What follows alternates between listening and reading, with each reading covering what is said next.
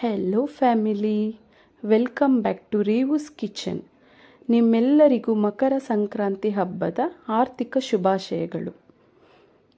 ಇವತ್ತು ನಾವು ಮಾಡ್ತಾ ಇದ್ದೀವಿ ಸಂಕ್ರಾಂತಿ ಹಬ್ಬದ ಸ್ಪೆಷಲ್ ಸ್ವೀಟ್ ಪೊಂಗಲ್, ಸಿಹಿ ಪೊಂಗಲ್.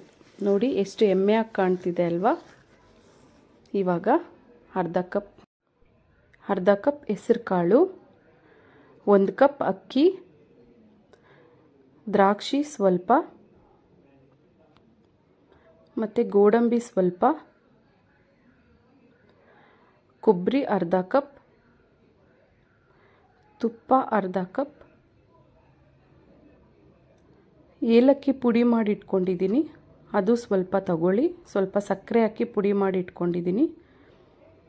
ಈಗ ಪಚ್ಚಕರ್ಪೂರ ಅಂತಾರಲ್ಲ ಅದು ಸ್ವಲ್ಪ 1 ಚಿಟಿಕೆ ಆದರೆ ಸಾಕು. ಮತ್ತು ಬೆಲ್ಲ 1.5 ಕಪ್ ತಗೊಳ್ಳಿ, ಅದಕ್ಕೆ 1.5 ಕಪ್ ನೀರು ಹಾಕಿ ಬೆಲ್ಲ ಕರಗೋವರೆಗೂ ಚೆನ್ನಾಗಿ ಬೇಯಿಸ್ಕೊಂಡು ಅದನ್ನು ಫಿಲ್ಟರ್ ಇರುತ್ತಲ್ಲ ಅದಕ್ಕೆ ಫಿಲ್ಟ್ರ್ ಮಾಡಿ ಒಂದು ಬೌಲ್ ಇಟ್ಕೊಳ್ಳಿ. ಅದು 1.5 ಕಪ್ ಬರಬೇಕು. ಆ ಥರ ನೋಡಿ, ಈ ಥರ ನೀಟಾಗಿ ಕರಗಿಸ್ಕೊಂಡು ಅದನ್ನು ಟೀ ಫಿಲ್ಟರ್ಗೆ ಹಾಕ್ಕೊಂಡು ಫಿಲ್ಟ್ರ್ ಮಾಡಿ ಇಟ್ಕೊಳ್ಳಿ. ಇವಾಗ ಹಸಿರು ಬೇಳೆ ತೊಗೊಂಡಿದ್ವಲ್ಲ ನಾವು, ಅದನ್ನು ಸ್ವಲ್ಪ ಗೋಲ್ಡನ್ ಬ್ರೌನ್ ಬರೋವರೆಗೂ ಫ್ರೈ ಮಾಡಿಕೊಂಡು ಮತ್ತು ಅಕ್ಕಿ ಜೊತೆ ನೀಟಾಗಿ ತೊಳೆದು ಇಟ್ಕೊಳ್ತೀನಿ. ನೋಡಿ ಈ ಥರ. ಇವಾಗ ಇದನ್ನು ಕುಕ್ಕರ್ಗೆ ಹಾಕೋಣ. ಕುಕ್ಕರ್ಗೆ ಹಾಕಿ ಒಂದು 4 ಕಪ್ ನೀರು ಹಾಕಿ ಅದಕ್ಕೆ ನೀಟಾಗಿ ಬೇಯಿಸ್ಕೊಳ್ಳೋಣ. ನೋಡಿ, ಕುಕ್ಕರ್ಗೆ ಹಾಕಿ ನಾನು ಬಿಸಿನೀರು ಇಟ್ಕೊಂಡಿದ್ದೀನಿ. 4 ಕಪ್ ಬಿಸಿನೀರು ಹಾಕಿ ಒಂದು 3 ವಿಜಿಲ್ ಇಲ್ಲ 4 ವಿಜಿಲ್ ಕೂಗಿಸ್ಕೊಳ್ಳಿ. ಸೇಮ್ ಟೆಂಪಲ್ ಸ್ಟೈಲ್ ಬರುತ್ತೆ ನಿಮಗೆ ಟೇಸ್ಟ್. ಇದು ನಾನು ಹೇಳಿರೋ ಥರನೇ ಮಾಡ್ಕೊಳ್ಳಿ, ತುಂಬ ಚೆನ್ನಾಗಿರುತ್ತೆ. ನೋಡಿ, 4 ಕಪ್ ನೀರು ಹಾಕ್ತಾಯಿದ್ದೀನಿ, ಬಿಸಿ ನೀರು. ಇದನ್ನು 4 ವಿಜಿಲ್ ಕೂಗಿಸ್ಕೊಳ್ಳಿ. ನೆಕ್ಸ್ಟು ಒಂದು ಕಡಾಯಿ ತಗೊಂಡು ಸ್ವಲ್ಪ ತುಪ್ಪ ಹಾಕಿ ಗೋಡಂಬಿ ದ್ರಾಕ್ಷಿನ ಕೆಂಪಿಗೆ ಫ್ರೈ ಮಾಡ್ಕೊಳ್ಳೋಣ. ನೋಡಿ ಈ ಥರ ಕೆಂಪಿಗೆ ಫ್ರೈ ಮಾಡ್ಕೊಳ್ಳಿ.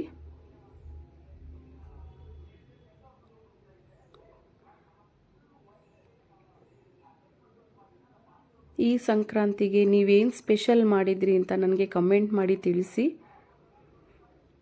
ನೋಡಿ ಈ ಥರ ಫ್ರೈ ಮಾಡ್ಕೊಳ್ಳಿ. ಇದನ್ನು ಒಂದು ಬೌಲ್ಗೆ ಹಾಕಿ ಎತ್ತಿಟ್ಕೊಳ್ಳಿ.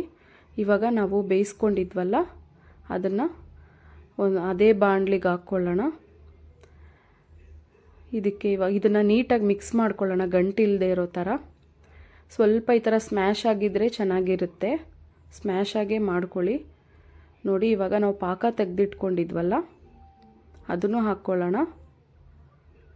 ಕೆಲವೊಂದು ಸಲ ಬೆಲ್ಲದಲ್ಲಿ ತುಂಬ ಗಲೀಜಿರುತ್ತೆ, ಅದಕ್ಕೋಸ್ಕರ ನಾವು ಈ ಥರ ಕರಗಿಸಿ ಇಟ್ಕೊಂಡ್ರೆ ನಮಗೆ ತಿನ್ನುವಾಗ ಚೆನ್ನಾಗಿರುತ್ತೆ. ಇಲ್ಲಾಂದರೆ ಮರಳು ಥರ ಸಿಗ್ತಾ ಇರುತ್ತೆ, ಅದಕ್ಕೋಸ್ಕರ ಈ ಥರ ಫಿಲ್ಟ್ರ್ ಮಾಡಿ ಇಟ್ಕೊಳ್ಳಿ ಪಾಕನ.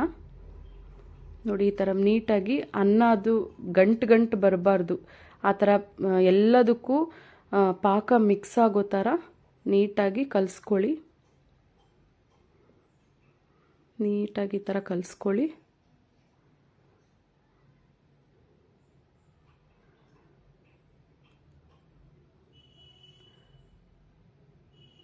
ಕಲಿಸ್ಕೊಂಡು ಇವಾಗ ನೆಕ್ಸ್ಟ್ ಇದಕ್ಕೆ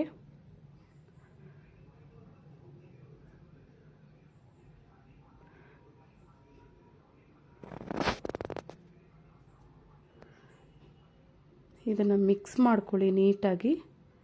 ಇವಾಗ ನಾವು ಹಾಕ್ಕೊಳ್ಳೋಣ ಕೊಬ್ಬರಿ. ಅರ್ಧ ಕಪ್ ಕೊಬ್ಬರಿ ತೊಗೊಂಡಿದ್ದೀನಿ, ಅದನ್ನು ಮಿಕ್ಸ್ ಮಾಡ್ಕೊಳ್ಳೋಣ ನೀಟಾಗಿ. ಇವಾಗ ನೀವು ಗೋಡಂಬಿ ದ್ರಾಕ್ಷಿ ಹುರಿದಿಟ್ಕೊಂಡಿದ್ವಲ್ಲ ಅದನ್ನು ಇವಾಗಲೇ ಹಾಕ್ಕೊಂಡ್ಬಿಡಿ. ಚೆನ್ನಾಗಿ ಮಿಕ್ಸ್ ಮಾಡ್ಕೊಳ್ಳಿ. ಮತ್ತು ನಾವು ಏಲಕ್ಕಿ ಪುಡಿ ತೆಗೆದಿಟ್ಕೊಂಡಿದ್ವಲ್ಲ ಅದಕ್ಕೆ ಸ್ವಲ್ಪ ನೋಡಿ ಇಷ್ಟೇ ಪಚ್ಚಕರ್ಪೂರನ ಪೌಡ್ರ್ ಮಾಡಿ ಏಲಕ್ಕಿ ಪುಡಿ ಜೊತೆ ಚೆನ್ನಾಗಿ ಮಿಕ್ಸ್ ಮಾಡ್ಕೊಳ್ಳಿ. ಮಿಕ್ಸ್ ಮಾಡಿ ಇಟ್ಕೊಳ್ಳಿ ಸೈಡಲ್ಲಿ.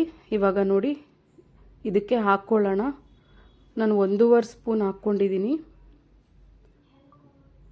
ಈ ಥರ ನೀಟಾಗಿ ಮಿಕ್ಸ್ ಮಾಡ್ಕೊಳ್ಳಿ.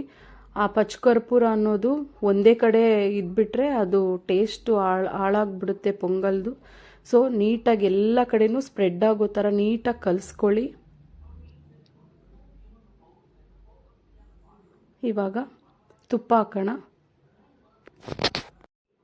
ನಾವು ಗೋಡಂಬಿ ದ್ರಾಕ್ಷಿ ಹುರ್ಕೊಳ್ಳೋಕ್ಕೂ ಕೂಡ 4 ಸ್ಪೂನ್ ತುಪ್ಪ ಹಾಕ್ಕೊಂಡು ಹುರ್ಕೊಂಡಿದ್ವಿ. ಸೊ ಇದಕ್ಕೆ ನಾವು ತೆಗೆದಿಟ್ಕೊಂಡಿರೋ ಅರ್ಧ ಕಪ್ ತುಪ್ಪನೂ ಹಾಕಿ ನೀಟಾಗಿ ಮಿಕ್ಸ್ ಮಾಡ್ಕೊಳ್ಳಿ.